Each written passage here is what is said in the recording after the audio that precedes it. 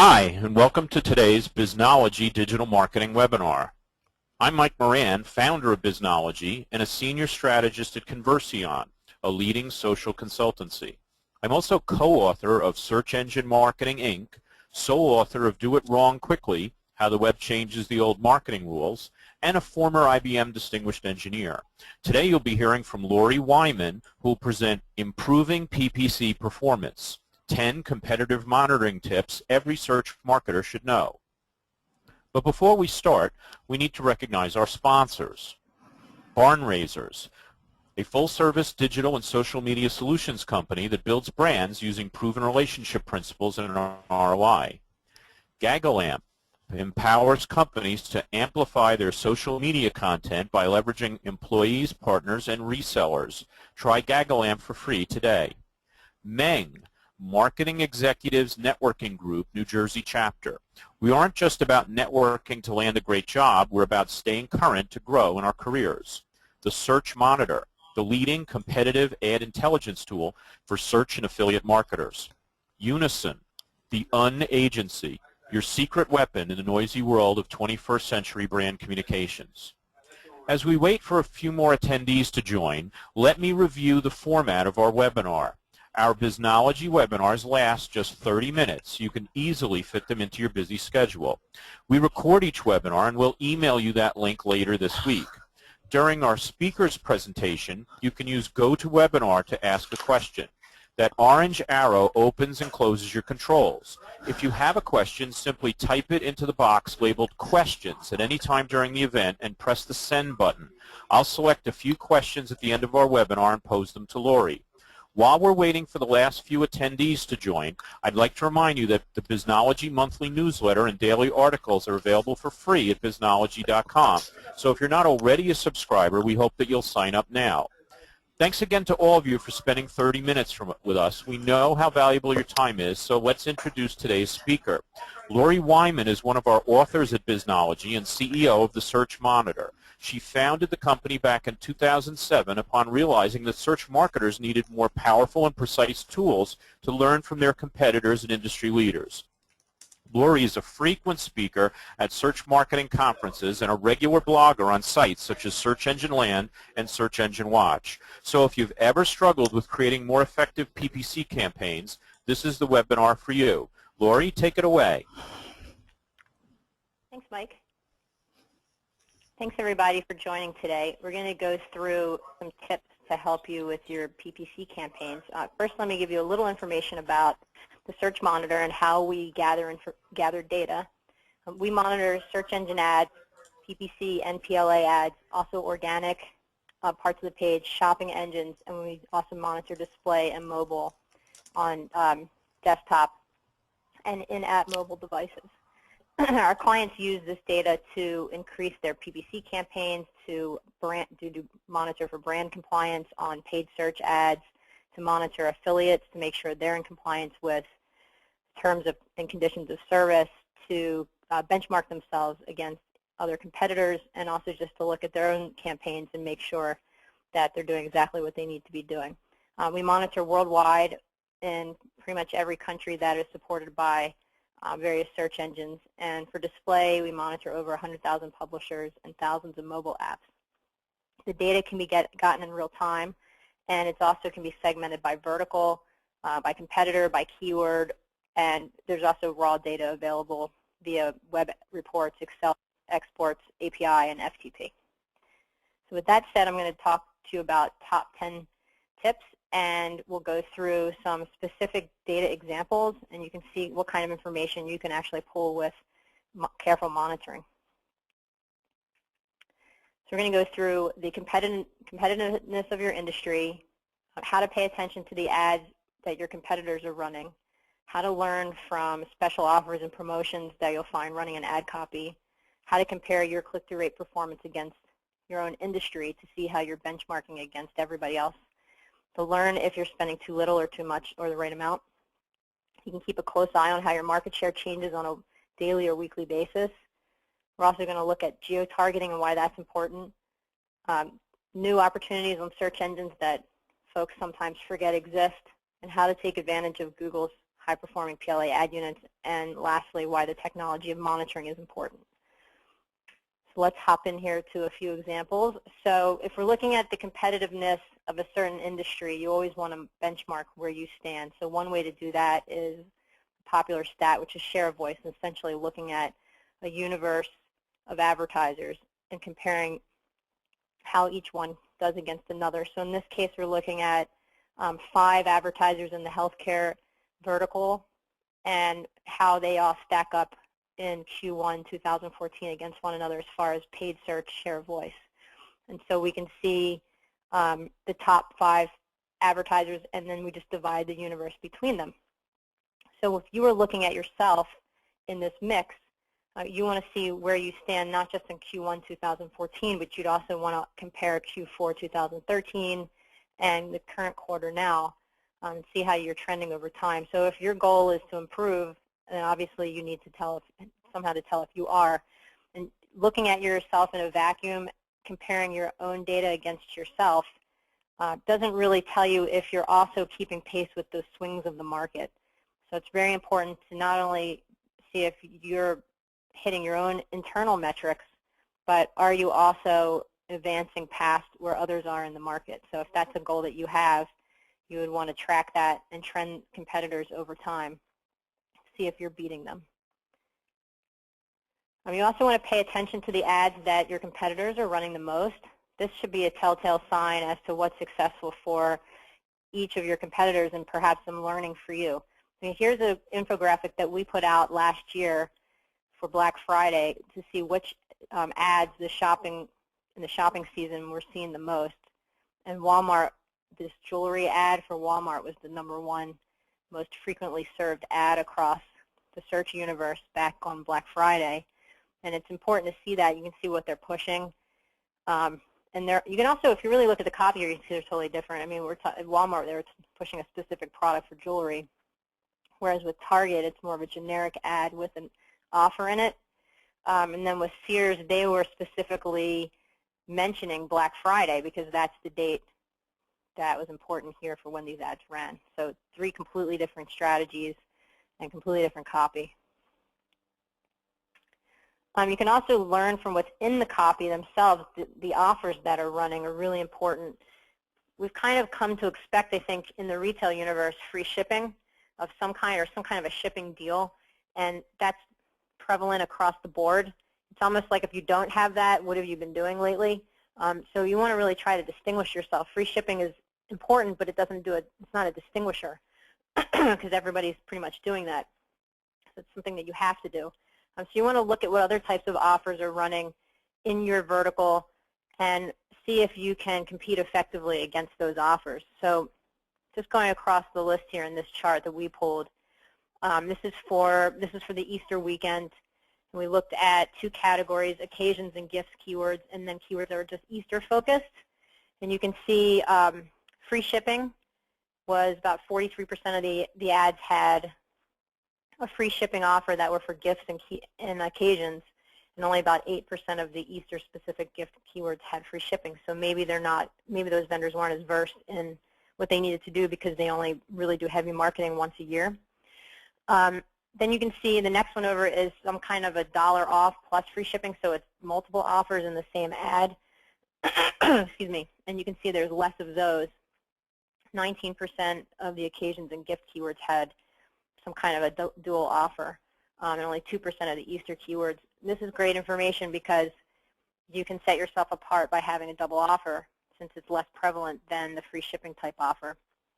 A free product giveaway, also a smaller subset. And then some sort of a sale.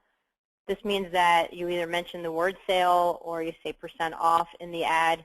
So some kind of a deal in the ad itself.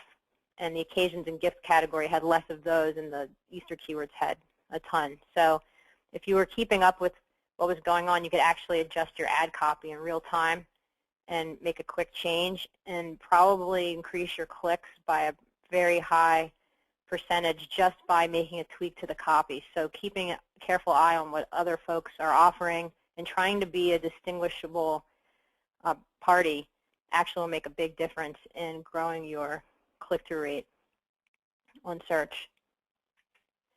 And now we're going to look at how you compare yourself against your industry's benchmarks. This is pretty important. So the click-through rate goal that you have for your paid search campaigns probably was set internally. It was probably set based on some historical goal that you had from the year prior, or something that came down from the top requesting certain ROI metrics from you. And that's great, and you should definitely try to achieve the goals that you set internally, but is that goal in line with the industry that you're in? Maybe it's too high, maybe it's out of reach, maybe it's too low and you could do better. And so in order to tell that, you really need to understand the rest of the market that you're playing in, and then compare yourself. And the other important thing is you want to compare yourself against like advertisers. So and if you're in the, like this is an insurance infographic, and you can see there's health insurance, auto insurance, annuities, different things.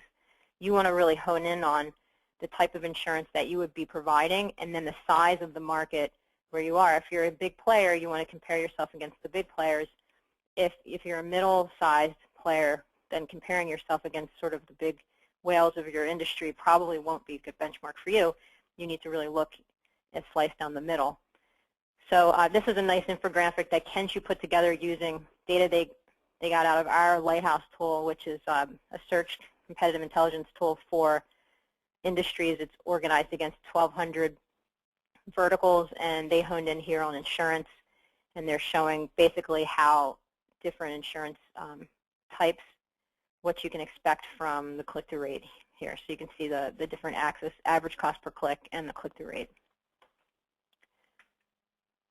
Then you also, like I mentioned before, you want to know if you're spending too little or too much or the right amount.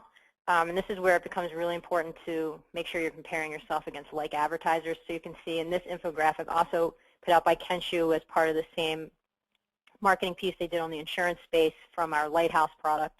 And they looked at the top, the middle, and the bottom of the market. And that's pretty important because, you know, if you're, let's say you're a small player, obviously you're not going to be spending the same amount as someone who's at the top of the market. And you're also not going to be getting the same types of clicks and the same type of ROI just because you don't have as much presence and as much brand recognition. So you need to compare yourself against other bottom advertisers.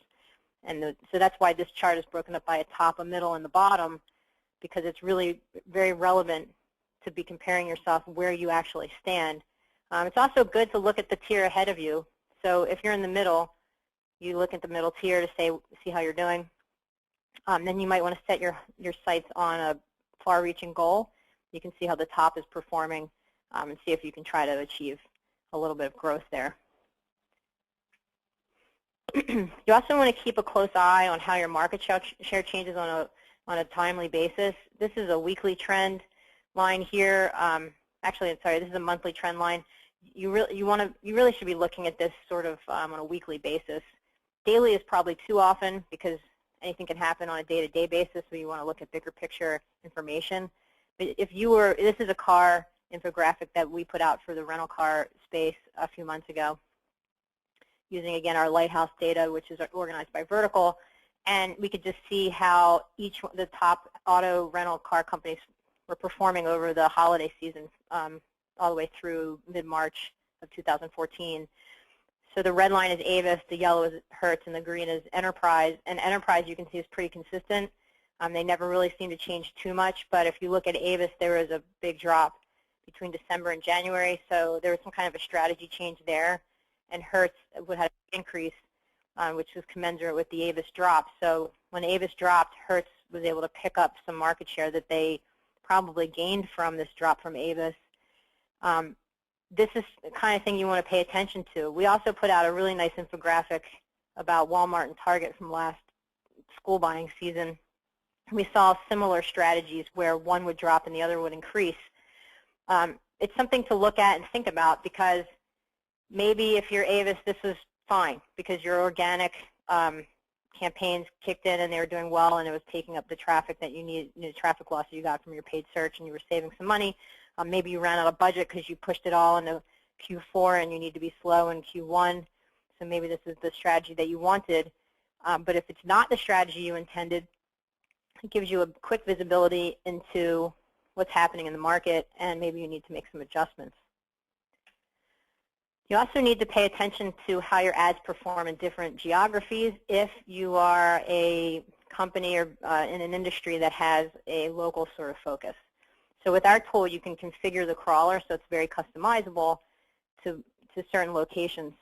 Just by, this is actually a screenshot from our system. You can pick locations with these little check boxes and just hone in on data that's specific to where you're looking. We notice a lot of our clients that are very locally focused do a lot of brand compliance in market, and so that's one use for why you want these tight looks at these different geographies. Don't forget opportunities on other search engines. So obviously Google's the top dog here, but you should always branch out. There's lots of opportunities in other places. You also should be looking at what your competitors are doing in those other places as well to see if they maybe learned something or they figured something out that you need to focus on. We'll talk about for a moment Google's PLA ad units because these are extremely prevalent. When we first started studying product listing ads on Google about maybe a year ago or so, we noticed in this category, luxury retail, about 65% of the ads had a PLA ad unit running on the page. Now you can see it's closer to almost 100% across the board here have some sort of PLA ad unit running. So jewelry and watches, 96% of the keywords in that category have a product listing ad unit on the page. Footwear, 94%, accessories and handbags, 88%, and then clothing, almost 80% of the keywords have a PLA unit. And they're very eye-catching. They're usually showing up on the right side, right rail of the page. When they do that placement, if you're in positions 4 and plus on Google, that PLA ad unit's actually above position 4, and it pushes down the layout of the page. So 4 becomes a lot less desirable than it used to be when 4 used to be at the top right rail. Now it's mid-rail or even lower, depending on how many ads are in that product listing ad unit. Sometimes there's 4 or 5. Sometimes there can be 8 or more. It makes the unit bigger.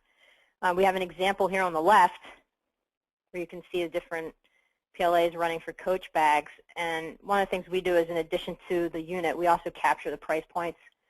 So you can see here a variety of price points. This becomes really important if you're doing shopping.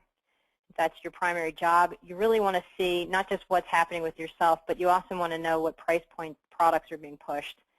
Because if you find yourself with a product that's sort of outpriced for the unit, you might want to think about pulling the campaign and making sure that product shows up elsewhere. Like here we see Coach bags on Google, and we're right around $200 for most of these products, and then we have one that's $500. That might not be performing as well as the Coach bag that's $220 or $263. So it's very important to keep your eye on the price ranges, especially as these keywords are kind of generic. So you're not really looking for a very specific bag with something more generic. We find, like, example we usually use is the word backpacks. It's a very generic keyword. It's probably commonly searched, though, when you're looking for a backpack. It's your first place you go.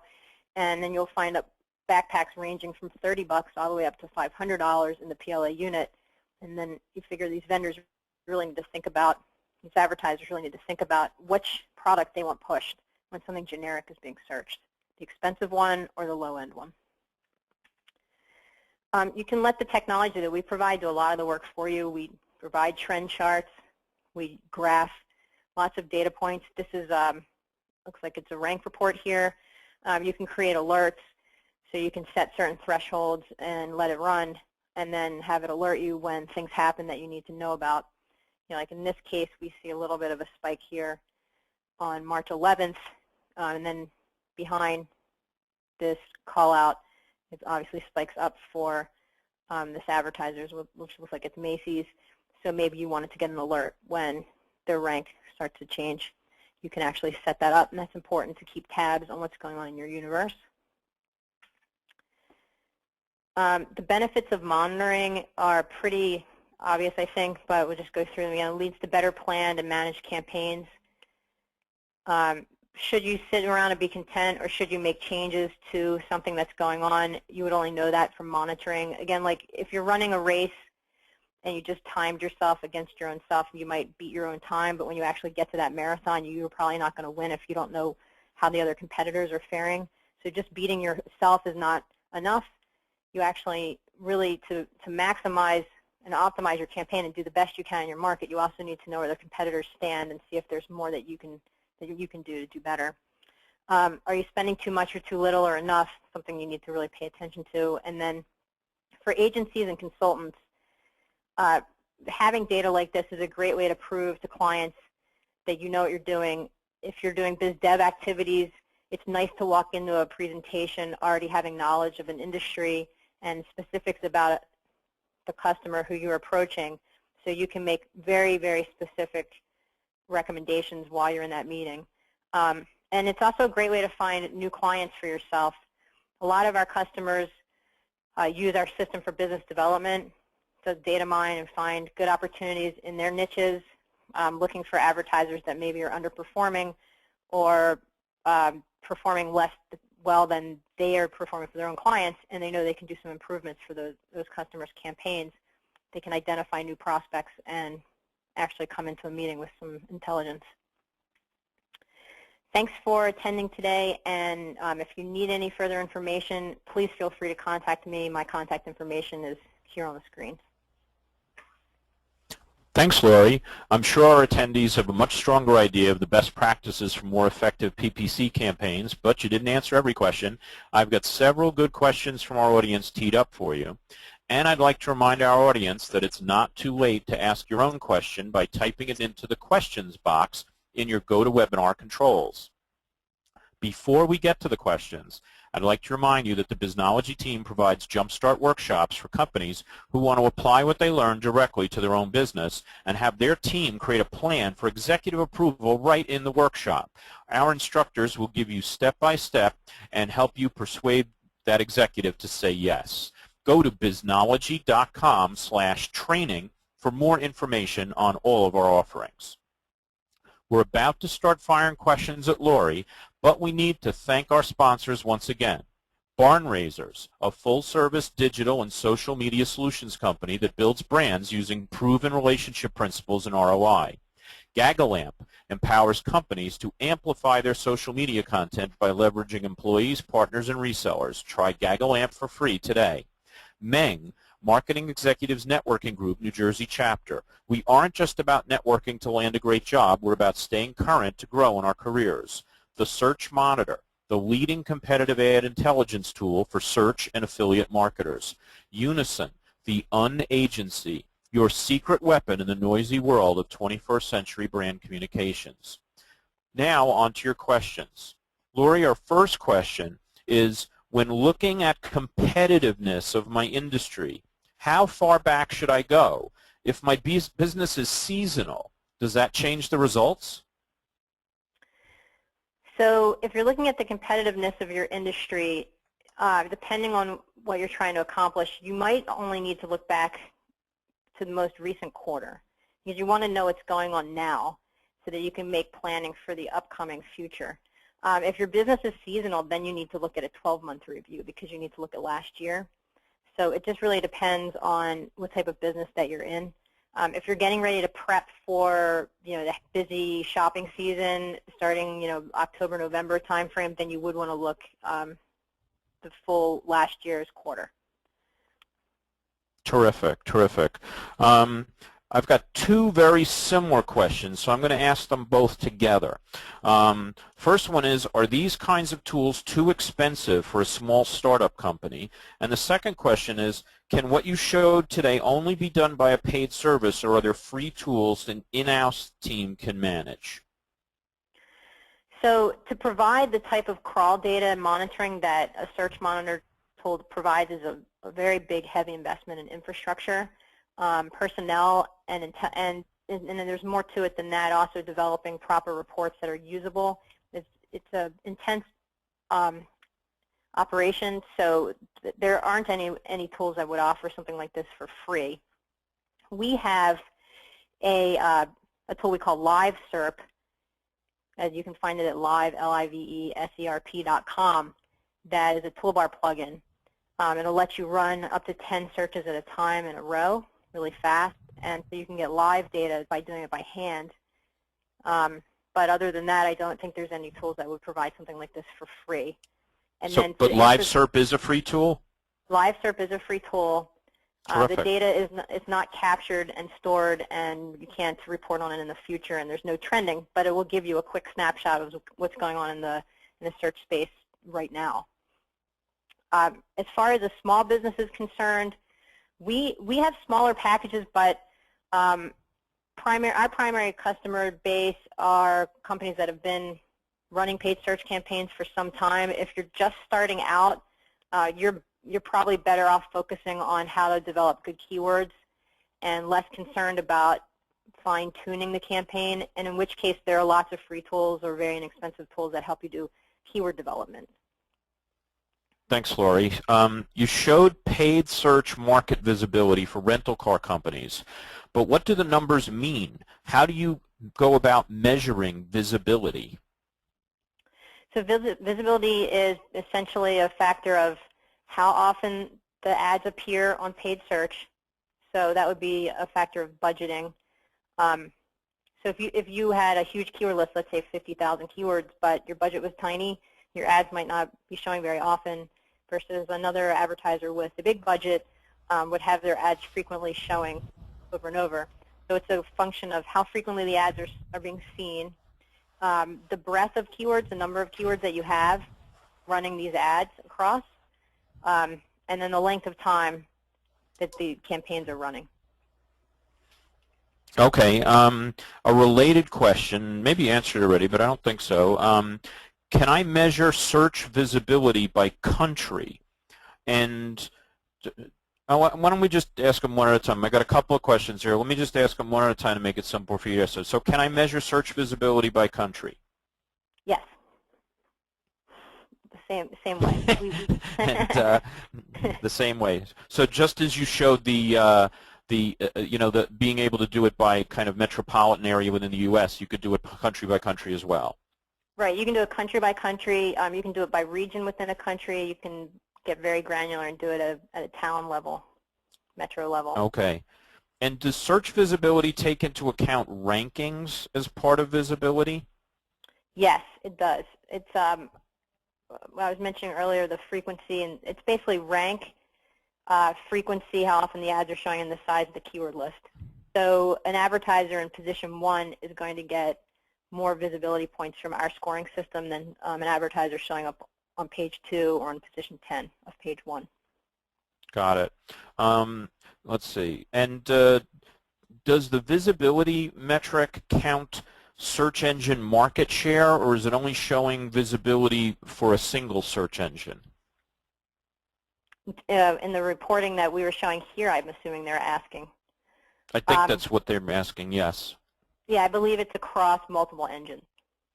And so I guess what they're asking is, does it count the market share? So if I'm interpreting the question properly, so if you have the #1 ranking in Google and a #4 ranking in Bing, for example, would you get a lot more credit that the #1 in Google has a 67% market share, or would it just kind of average them out? Yeah, it would be credited. Google has a higher market share than Bing. Got it. And going back to the country question, I'm guessing that in Russia you're doing that with Baidu. In China you're doing that with Baidu. In Russia you're doing that with Yandex. So country by country you look at the search engine market share? Right. Yep, that's correct. Terrific, terrific. Well, Lori, that's all the time we have for today. We really would like to thank you for these great ideas, and thanks especially to our audience for your participation and your questions. If any of you had questions that we did not have time to answer, you can email your questions to Eileen that's E-I-L-E-E-N at MikeMoranGroup.com, and she'll be sure to get them to Lori for the answer. Later this week, we'll send you all a link to the recording of this webinar to listen to again and to share with others. We also invite you to mark your calendars for our next Biznology webinar, which I'll be conducting, which is, Are You Ready for Big Data Marketing? It's scheduled for 11 a.m. U.S. Eastern Time on June 10th. We hope to see everybody back here then. Bye, everyone.